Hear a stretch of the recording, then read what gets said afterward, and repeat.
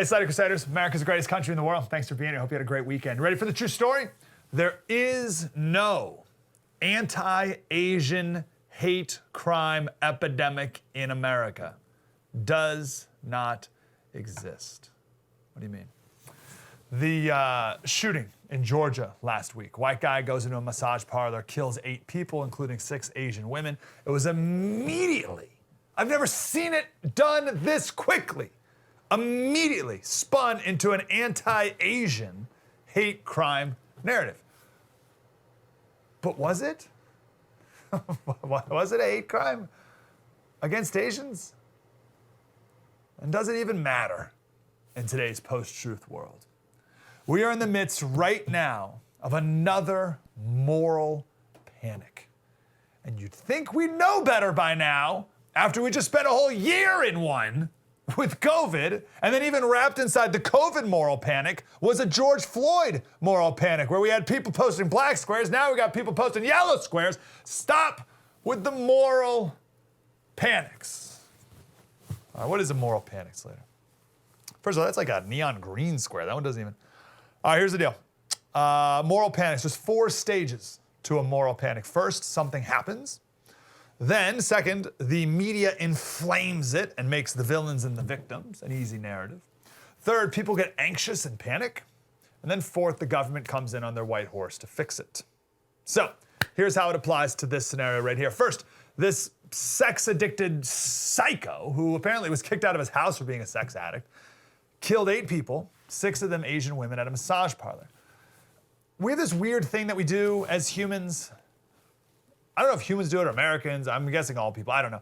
But we like to look into the minds of psychotic mass murderers and ask, why did they do it? I think we're looking for people to blame, looking for things to blame. We're looking to make sense of it. But can you, you can't make sense of that. Can you fathom how depraved you have to be to randomly kill a bunch of people? Why do we look for reasons? Why do we look to, well, you can't make sense of that? Right? Does that make sense? Why did he do it? Who do we have to blame? Oh, he's like a totally depraved, horrific, he murdered 8 people. What are we we're asking what his rational thought process was? Now, if you do want to look deep into his psyche and find some sort of motive, police asked him if he did that because of race. And he said no. It had nothing to do with race. If it did have something to do with race, if this guy hated Asians and wanted to go kill a bunch of Asians, and the police said, hey, did you do this to kill Asians? He'd say, yeah, I hate all the Asians. Right? But that didn't happen. They said, hey, did you do this because of race? He said, no.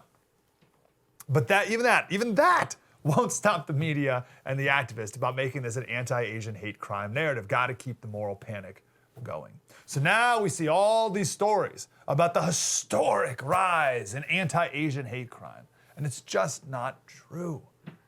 Be very careful when the media reports percent increase without giving you the raw number. This is extremely important. This comes from different topics. The media does this. They'll give you a percent increase of something without giving you the raw number. And when they're doing that, they know the raw number, but they're not giving you the raw number because they don't want you to have the actual perspective. Because if you had the true, real perspective, then it would negate the entire moral panic of the article. LA Times, they talked about the historic rise in anti-Asian hate crime. They cited a 33% increase in hate crime against Asians in Seattle. 33% increase of hate crimes against Asians in Seattle. But the raw number, it was an increase of 2 years ago from 9 hate crimes to 12. I feel like if you put that in the article, it's horrific. I have this one article here. This is the police chief of San Francisco.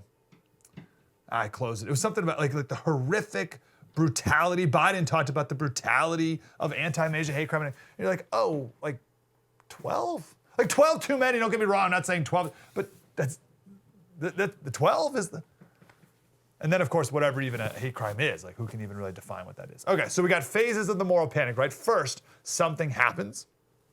That was the shooting. Second, the media fits it into a narrative. In this case, it's all, I mean, the media is just obsessed. Like, it's always white supremacy. Nicely portrayed by this meme right here. Everything has to fit the narrative.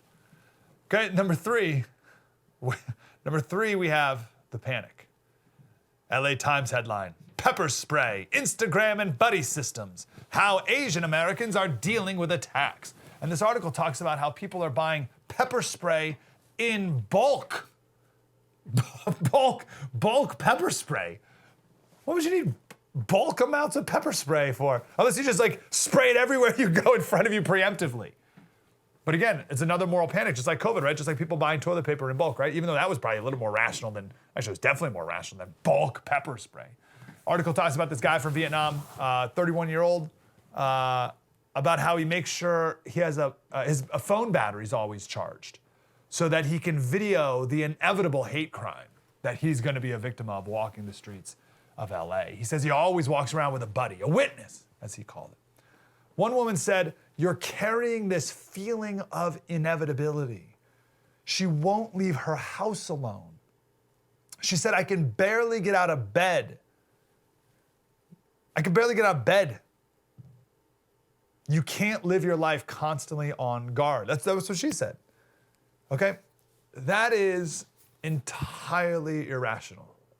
Completely irrational. I saw an NPR report, and the anchor kicked off saying there's been a 149% increase in hate crimes against Asians. So I looked up the numbers, right? Again, they didn't give you the raw number.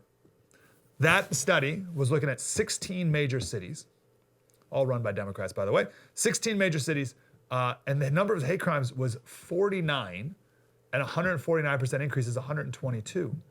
So all of like this woman won't get out of bed. She won't leave her house because of 122 hate crimes nationwide out of 19 million Asian people in this country. So it's 122 too many. But is it worth a moral panic? And even, again, hate crimes, we can do a whole thing on hate crimes, and what is a hate crime, or whatever. But San Francisco police say that of all the hate crimes in 2020, what percentage of them were against Asians, would you say? What percentage of hate crimes were against Asians? In San Francisco, where 34% of the population is Asian? 12. And that woman can barely get out of bed over it. That's a moral panic. All right, the fourth step. Government swoops in to save the day. But they're the ones who, well, they always make things worse, but they're the ones who created this problem in the first place. I read one report calling Kamala Harris our first Asian vice president. First Asian? Huh? Have you ever heard her described as our first Asian vice president, but all of a sudden that identity gets her credibility on this issue? Her mom's from India. So it's like, oh, well, she gets it. Kamala Harris understands what it's like to be Asian and to be a victim of hate crimes in Asia, so she alone can then fix it. What? It's government who caused this. Government caused this. Okay? But people don't look at this analysis that I'm going to give you right here for the next 3 minutes. They don't look at this because everything's got to fit in this narrative of oppressor, oppressed, white supremacy, people of color, right? That's not what it's about. Government causes this. Where are these hate crimes taking place? Where are they taking place? Saw another LA Times headline. It said, I might be dead right now. Asian man describes brutal attack on San Francisco street. San Francisco. Okay. What's happened in San Francisco recently? California, a couple years back, passed what's called Prop 47. I live in San Diego on the other side of the state. We passed Prop 47. What does Prop 47 do? Prop 47 lowers many felonies down to misdemeanors. So there's all these former crimes that used to be committed that were felonies, and you go to jail for, and now they're misdemeanors, you just get a little ticket, if anything. Okay? That's why you get attacks like this at a San Francisco laundromat. These three fine gentlemen, since being arrested for this, have been all connected to 8 car burglaries in San Francisco. Shockingly, if you keep criminals on the street, you get more crime. Now, was that an anti-Asian hate crime? Was that Trump's fault? Because that's the other spin too, right? Because we got to make it a white supremacist thing. So, okay, well, you got to bring it back to Trump. It's Trump's fault. What did Trump do that's against Asians? What has Trump done that's anti-Asian? China virus. You call it China virus. Okay, yeah, this is all connected to Trump. It's all Trump's fault. No, Prop 47. Keep criminals on the street, you get more crime. How about this? Because of COVID, particularly here in California, I'm sure nationwide, we've been emptying our jails. Literally, I'm not kidding, letting criminals out of jail onto the street. Heaven forbid they get COVID while in jail. All right? So what'd you think all those people were gonna do? Think all those people in jail were just gonna come out and become fine, upstanding citizens? No, they're gonna commit more crimes. On everyone. They're gonna commit more crimes against everyone, including Asians. How about this? San Francisco just elected a straight up Marxist as their DA, Chesa Boudin. Don't even get me started on this cat. Self-proclaimed, this isn't me Slater, you're really mischaracterizing this DA by calling him. No. He'll say, hey, I'm Chesa, I'm a Marxist who used to work for Hugo Chavez in Venezuela. Okay? That's him. He's the new DA of San Francisco. And he ran on no crime. No, not that there won't be crime. I'm not gonna prosecute anyone for crime. Right? Literally, this guy's crazy. LA Times, one of the stories is about two Asians, a man and a woman, who were randomly, I think we start off with this guy. This guy, I think we have video of it here, right? He's pushed on the sidewalk. Boom. How about that? How about that right there? All right? No reason. That attacker, his name's Jorge Davis Milton, black guy, goes by Yahya Muslin. That guy's had 2 prior felony assault convictions. And we're supposed to believe that guy was motivated by Donald Trump, calling it the China virus. There's another attack in San Francisco, made the news because a 90-year-old lady beat the guy up. Right? So this guy beat her up, and then she went and beat him up. He was a crazy homeless guy. The news put it, the attacker, who does not have a home address, was a crazy homeless guy. Is that Trump's fault? Or we got this video of a clearly white supremacist berating a Filipino man on a subway. Another story in Oakland, a racist tirade against an Asian gas station owner. That was the headline. Racist tirade against Asian gas station owner. I think we got the audio. We got this guy here. Go to China, human. Yeah. Because you have a small. Keep saying it. This is just a portion of the video captured by an Oakland gas station owner. Clearly another big-time Trump supporter with the Arabic bumper sticker on the back of his car.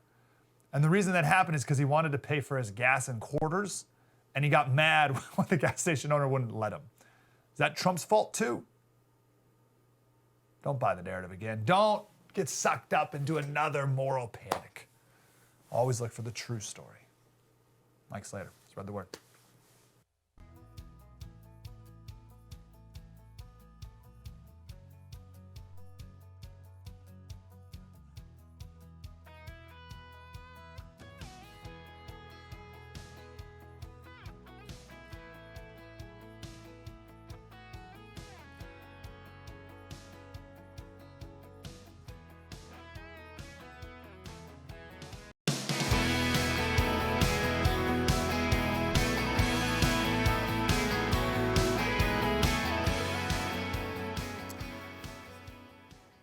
Hey, Slater Crusaders. I want you to imagine that someone is abusing your child. In this story I'm going to share with you, it's an ex-wife, but it doesn't matter who it is. Imagine someone's abusing your child. You try to stop them, and you get thrown in jail. That's what's happening here. I want to take a look into the crystal ball as to where we're heading as a country with this obsession over transgenderism today. And transgender kids, which is such a crazy concept. Like transgender kids, The activist left, they don't stop at tolerance. Tolerance isn't enough. They demand compliance and full-blown acceptance and celebration of what they're spouting. You're not going to believe this story. It's in Canada. Husband and wife, they got divorced. There's a 15-year-old daughter involved, 15-year-old daughter. The daughter says she's transgendered, so wants to live life as a boy. She's felt this way since the age of 11. They're divorced, right? The mom wants to give her daughter, their daughter, hormones and hormone blockers to block her from having puberty, right? The court sided with the mom and said that the dad cannot get in the way of this and cannot speak to this to the press.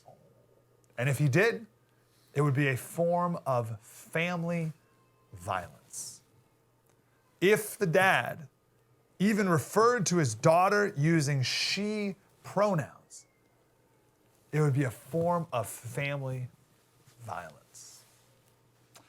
Well, the dad did. And the court wrote back, the father's refusal to respect the boy's decisions regarding his gender identity is troublesome. He was arrested for contempt.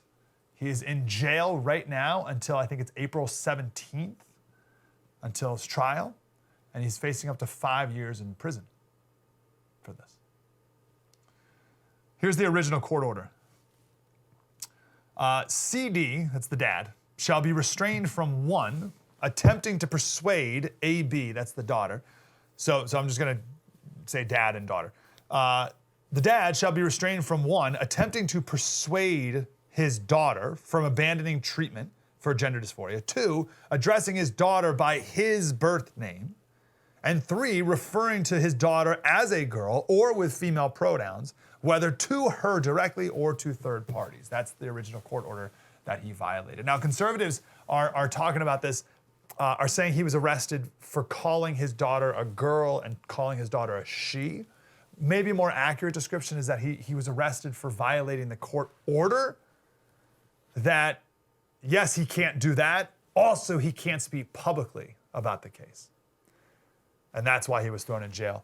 Either way, if your ex-wife was abusing your daughter and making her sterile and destroying her life and mutilating her body, you'd bet I'd be speaking out. And if you weren't, what's wrong with you? I can't even fathom the helplessness that you would feel as you watch your ex-wife do that to your daughter, and then to have the courts protect the mom. I would say protect her, but no, it's protecting the mom and continue to abuse the child, and you go to jail for it. What absolute torture that must be. So I'll tell you what probably happened to this family. It's a broken home, right?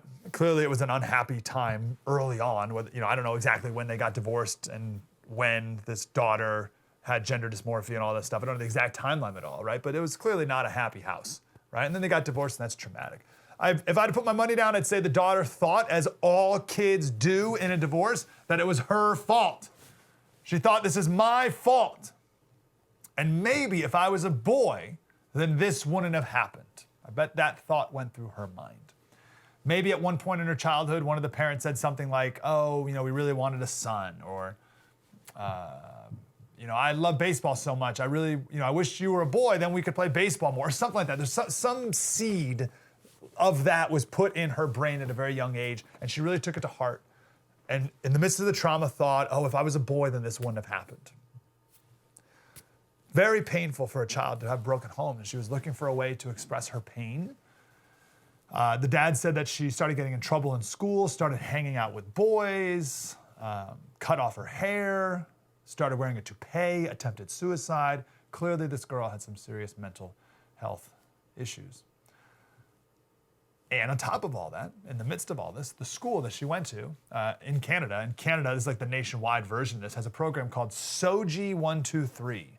Everyone has a sexual orientation There it is. It's the website. Everyone is a sexual orientation and gender identity. SOGI. Sexual orientation, gender identity. This is the sex ed program that they have in Canada, where they talk all about transgenderism and how it's a good thing, and there's many people, and you too, and there's no such thing as gender. All the stuff we've been talking about.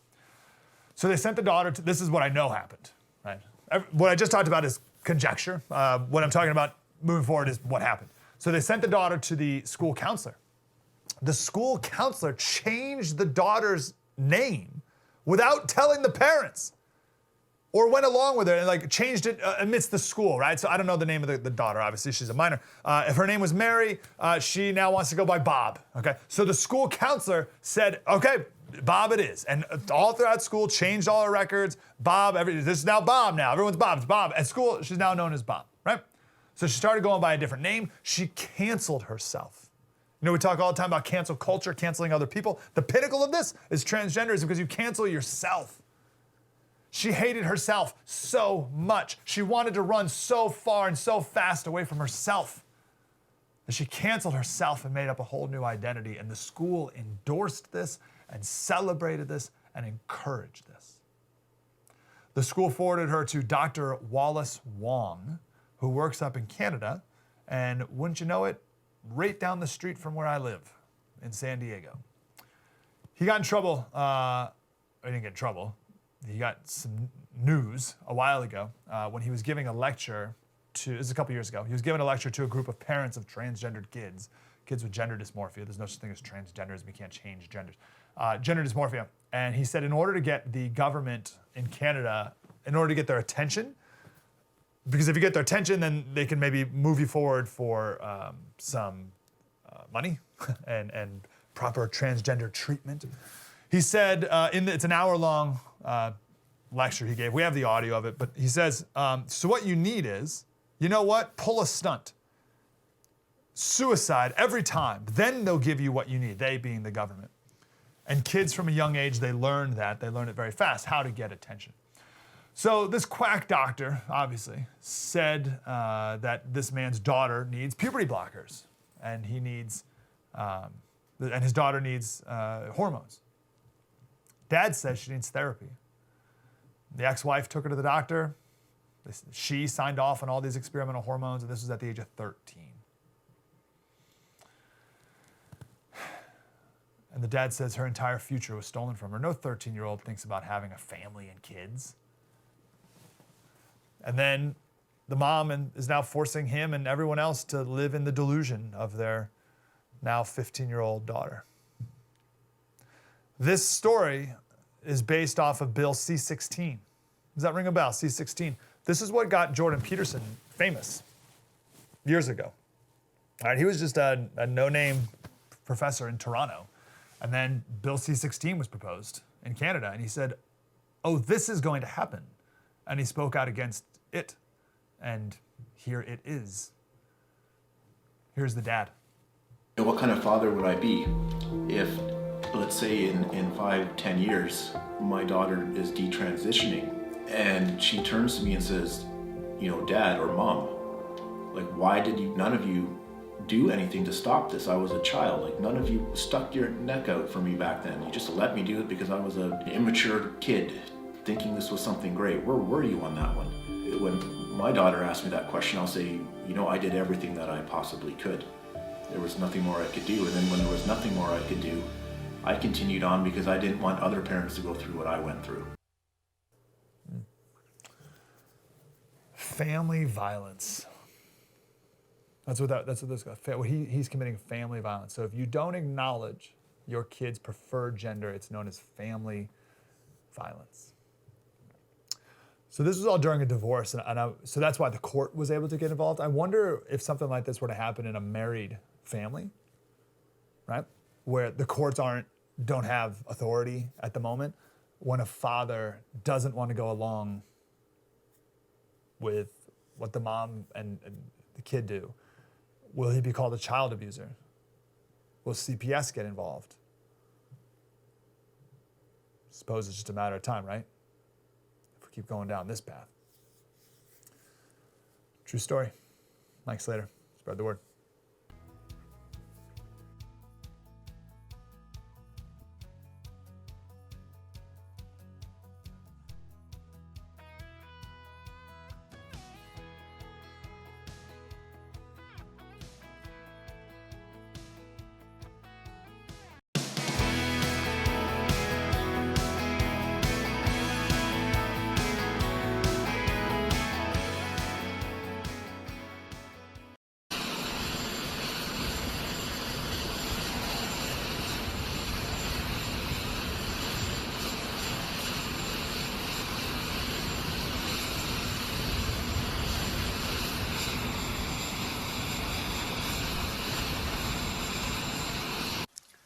Now, when President Harris and I took a virtual tour of a vaccination center in Arizona, the vast majority of economists, left, right, and center, from Wall Street to the private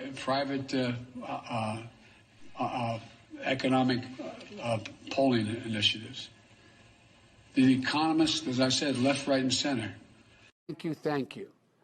And I'm happy to take questions if that's what I'm supposed to do, Nance, whatever you want me to do.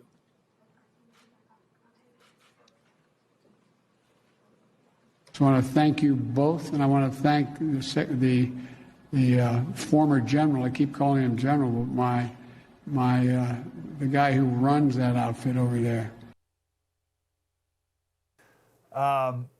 As everyone knew that Joe Biden was a gaffe machine, always has been. These aren't gaffes. Chris ARPS is here from Red Tail Strategies. Chris, how are you, brother? I'm great, Mike. How are you? Man, great to talk to you. What do you make of so there's an interesting question here I heard the other day. Sure. At what point is one allowed to ask questions about Joe Biden's health without it being seen as a political attack to score points? Because that's not our intent here. What do you think of that? Well, I think we've seen ever since the campaign when Joe Biden was making gaffes and losing places in his speeches that he was in cognitive decline then. But if you made any reference to that, of course, the media said that you were being a hater and you were being unfair to Joe Biden. But I think these last instances of forgetting who his defense secretary is, falling up the stairs at Air Force One, along with the White House releases his schedule. They say he doesn't get to the White House to get to the Oval Office to about 10:30 in the morning. He goes to bed to about 7:30. So it's very obvious that the president is in decline. I think this Thursday's press conference could be a make or break situation for his presidency even this early. I wonder what's going on behind the scenes. One day we'll know, I suppose, right? One day we'll hear stories of what's really going on. I think we'll know sooner than we expect, Mike. I really do. Yeah, who's in charge? Because is Kamala running the show? Really? I mean, who do you think there is actually pulling the string? Well, there's an interesting story that's going around, and it was displayed in a very good meme. You remember the old Scooby-Doo cartoons where at the end of the cartoon they would reveal who the masked character is? Well, I've seen a meme that says that one of the Scooby-Doo characters took the mask off of Joe Biden, and it was Barack Obama. I think if you see Susan Rice, she's a major factor in this presidency. Plus, if you look at it, there's over 200 former Obama staffers that are in this White House.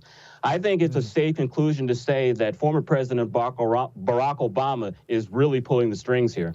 Interesting. And I think the real story here is, regardless of all that, I think the real story is the media cover of him, right? They're just cover fire and the way they're excusing everything and will continue to excuse everything he does and not show certain things that he's doing. Very similar to Obama. I first recognized the power of the media with this when it came to Obama smoking, right? Obama smoked all the time, in at least the first bit of his White House. We never saw a picture of it. I've never seen a picture of it. He admits to it, this isn't a secret or anything, but you never see it. And the similar thing happening with Biden right now. They're just covering for him like they did the entire campaign. Yeah, I think what we're seeing here with the president, he's an obvious decline, and other people are running this administration.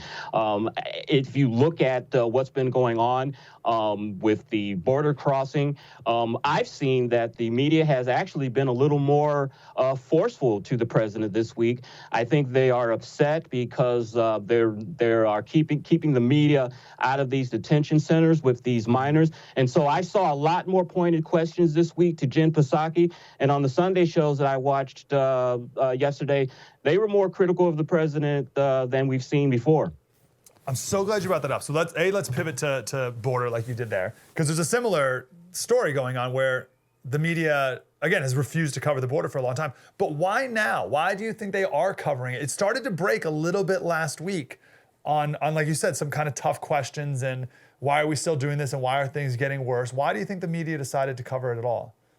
One, because I think the media or the American people are upset with what they're hearing, that so-called children are being held in inhumane conditions. But what the media is not telling the American people, Mike, is that 75% of these unaccompanied minors coming across the border are 15 to 17-year-olds. These are not little children, toddlers, or adolescents. These are teenagers. These are almost adults. And I wrote a article for redstate.com last week where I say that I think this open border drive is really just a Democratic registration drive.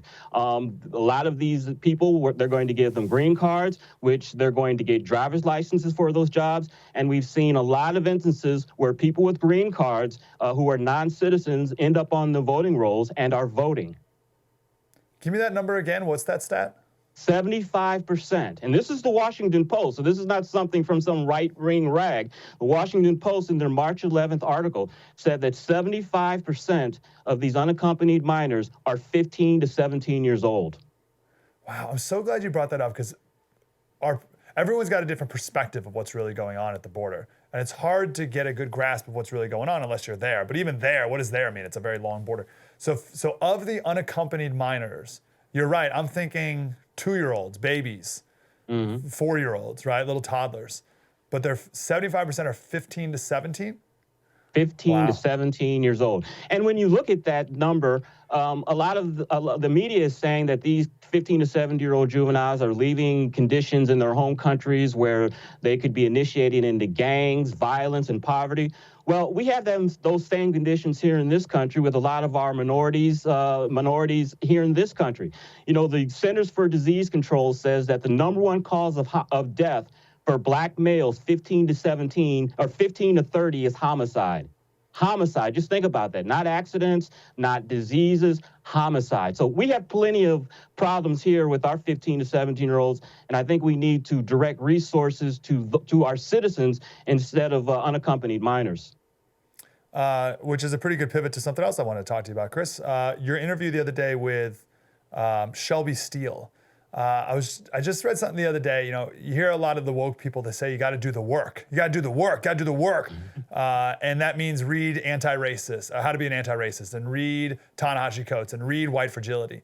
But unless your work involves reading Thomas Sowell and John McWhorter and the great Shelby Steel, then your work is incomplete. You haven't really done the work. What did you learn from Shelby Steel the other day? You know, the one thing that I learned about Shelby Steel, and he's been a hero of mine for years, but I didn't really know a lot of his backstory. I had no idea that he came from a very liberal background.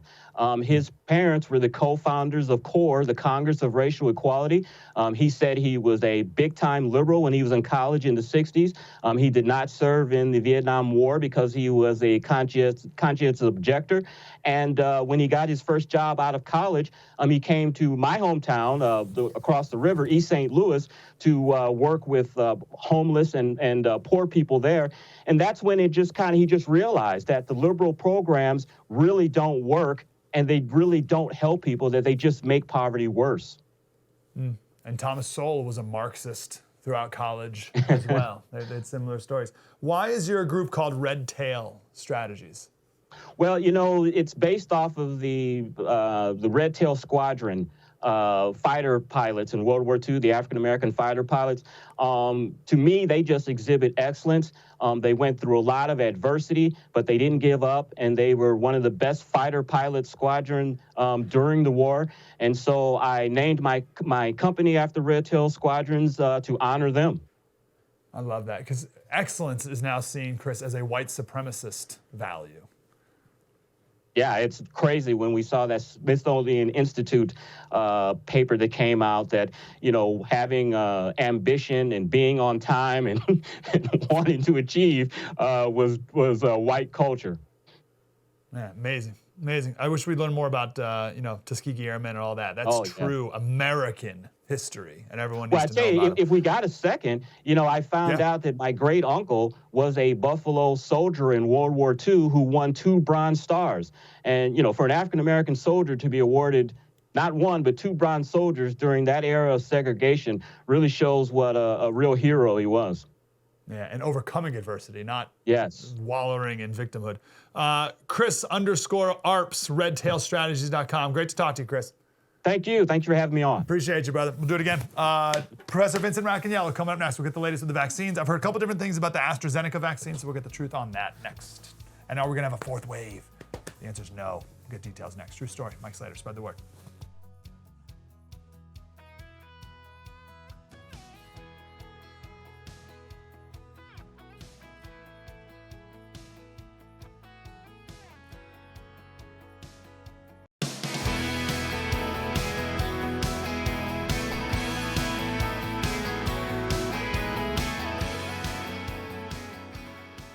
Hey, Slater Crusaders. We got a little longer time today, finally, with the professor, Professor Vincent Racaniello. He's the professor of virology at Columbia University, who's been so wonderful for over a year now, spending time with us every Monday and giving us the truth. Professor, how are you, sir? I'm very well, thanks. And you? Glad you're here. Let's talk about, we got a ton of vaccines questions. Let's start with AstraZeneca. So this is the Oxford AstraZeneca. It's not available in America. I read two things. First, that it's like 70-something% effective when it comes to something, like not getting people sick or something, but 100% effective in preventing hospitalizations. Right. But not available in America. But I read in the New York Times that they're sitting in a warehouse waiting to be approved here, and the argument was they should be shipped off around the world in other places that they are approved. That's a lot of information, but what do you make of all that? All right, so they're doing a phase 3 trial right now in the U.S. That's why it has not been yet released in the U.S., their vaccine. The results were released today, and as you said, 79% efficacy at preventing any kind of COVID, 100% against hospitalization, which is really good. And they said they're going to submit to the FDA the application now. So, in a few weeks, we should see them get authorization, and then they can use the vaccine in the U.S. Now, in the meanwhile, we have many millions of doses stored away in the U.S., apparently, of the AstraZeneca vaccine. And so they've been saying, well, maybe we should give it to other countries like Canada and Mexico who need it. So I'm not sure what's going to happen there, but I think this vaccine also looks very good. And last time we talked about blood clots associated with this vaccine, remember? And in this trial, they didn't see any evidence for that at all. So I think this further improves our confidence that those blood clots were going to happen in people and they weren't caused by the vaccine. Okay, great news. Do they go bad sitting in a warehouse? Like, do you think we should give them to other countries as we maybe can get more next time? No, they don't go bad. I mean, they're frozen, so they will keep for a long time. The issue is a lot of countries don't have vaccine, and we're sitting on it. That's not a good look, right? So I think that's the bottom line there. That's really interesting. I haven't even thought about other countries and what they're doing right now. I mean, I feel like we have a plethora of vaccines to choose from. How are other countries doing? Well, that's a good point. I mean, not every country can make vaccines, right? Not every country has the infrastructure, the scientific know-how, the manufacturing. So I would say most countries in the world depend on other countries to make the vaccine. And so, it's good that we want to share it with them. And, we have now 3 so far. AstraZeneca would be 4, and Novavax is probably going to come out in a few weeks. We're going to have 5 vaccines. Yeah, it's amazing. This makes sense. I saw a chart and it said it was England and other European countries. And England, a lot of people in England get vaccinated. Other European countries aren't. And I guess that makes sense. Is the AstraZeneca vaccine, is that Oxford? Is it made in England? It's the company, AstraZeneca, is a UK-Swedish company, right? It's a consortium. But the manufacturing is international. They have manufacturing locations in many countries. So, but the expertise came from the University of Oxford, for sure. Yeah. I read that Gottlieb said he's thinking and nationwide, and it's a big country, so it's hard to even define this, but 55% immunity right now. How do you judge that? I think it's not far off because, we are really underestimating the number of infections that's happening, anywhere from 5 to 10-fold. And so I think that's part of it. And I think the vaccine rollout has been really good. I think we've had 100 million vaccines rolled out so far. So I think the two of those things are pushing down the outbreak. It's great. There was, and you said 50 to 75%, somewhere in that range, will have our herd immunity? Yeah, that's the calculation, right? Some people think it's closer to 70, but, it's going to start kicking in at 50 for sure. And, it doesn't just happen like that overnight, right? It's a gradual process. So at 50, we're going to definitely see effects, maybe even before. Is it the B117 variant, or did I just make those numbers and That's right, B117, okay. yeah. What do we know about that? So that's the variant that arose in the UK back in November. It came here to the US. They are very concerned about it because there was a big outbreak in the UK that involved that variant, and some of the scientists there said it was transmitting better among people. I'm not sure that that's true or not. It certainly has gone to a lot of other countries. It hasn't taken over everywhere. In some other countries, it's taken over. In other words, when I say take over, I mean displacing the previously circulating virus, right? For example, it went to California, and it has not displaced the previously circulating California variant. That virus is taken care of by all the vaccines so far. So I don't think there's any worry about it. I wouldn't put on 10 masks if you think you have to prevent that virus from getting through, because that's not what's happening there. Anything else about vaccines before we move on to kids? So the vaccine situation is really good. And I think the vaccines that we have now handle all the variants. Besides that B117, there are lots of other variants popping up left and right. I think they're all handled by the vaccine, so nobody should worry about that. What an absolute miracle. Professor, I'm just seeing an alternate reality where you and I are still talking about how this vaccine didn't work. Oh, it only works 50% of the time. Totally. It wasn't guaranteed that it was going to work. And, last year, if you go back to our first sessions together, I'm sure I said, we don't know if they're going to work. It's amazing. You're right. Wow, I don't ever want to forget that. And people are just getting shots left and right. They and now in California, they opened up to anyone with a BMI above 25, which isn't that high. I think it's 5'9" and 165 or something is a BMI of 25. That's not so. That's pretty much everyone is available to get one right now. More unless you're skinny. All right, what about kids? Kids and transmissibility. What's the latest? Because people want to get back to school, and I saw the CDC change the 6 feet distance to 3 feet, which can get more kids in classrooms. Well, this is an issue now. Kids need to be in school, right? They're suffering by not being in school, by not seeing their friends, and also by not learning. It's a big problem. So we have to figure out how to get them back to school. Now, the CDC said 3 feet is okay by a study where they looked at school districts that either had a 3-foot spacing or a 6-foot spacing. And they concluded that you can get away with 3 feet. The problem is they didn't actually verify that those districts were using 3 feet and 6 feet. So we don't really know. So that's kind of an experiment in itself. But 3 feet allows you to get all the kids back in school. 6 feet does not. You have to split it up, and that's the problem. But more importantly, here's the problem. We're now recognizing that way more kids have been infected than was thought before, up to 10 to 12-fold more. There was a study out of Missouri showing 12-fold underreporting of kids. So kids are definitely getting infected. They are definitely transmitting. The only good news is that they seem to be transmitting only for about 2 days, as opposed to, 7 to 10 days for everybody else. So that's good. They tend to have fewer symptoms, so that's good. But the other problem is that they seem to be able to develop what we call long COVID. And that is you recover from the infection, the virus is gone, and then you have issues like if you're a sports person, you can't do your sport. You can't run, you can't play lacrosse or soccer. You may have brain fog, you may have heart issues, you may have GI issues, skin issues. And these have been going on in many countries for months afterwards. So that's a concern. But I want to just say one thing that hasn't been much in the news, Mike. Anecdotal data. But these people with long COVID, about 30 to 40% of them, after getting their vaccine, they seem to be feeling better. We have no idea why. But these people are saying, wow, I can remember things again, or my stomach is not bothering me after getting the So at least in some of them, it's fixing it. So that's amazing news. We only got 30 seconds, but scientifically, could that make sense? Could the RNA vaccine have an effect on that, or is it a mind over matter thing?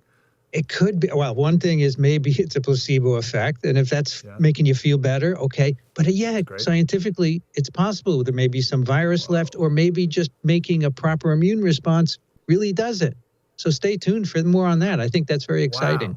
So the vaccine could be even more miraculous than we even thought it was. Indeed. Even a couple minutes ago. Professor, always an honor. Thank you, sir. My pleasure. See you next time. Have a superb day. Look at all that wonderful news from the professor. Microbe.tv to watch the professor's podcast every week, or a couple times a week. Microbe.tv. And we'll be back tomorrow. Have a superb day. Spread the word.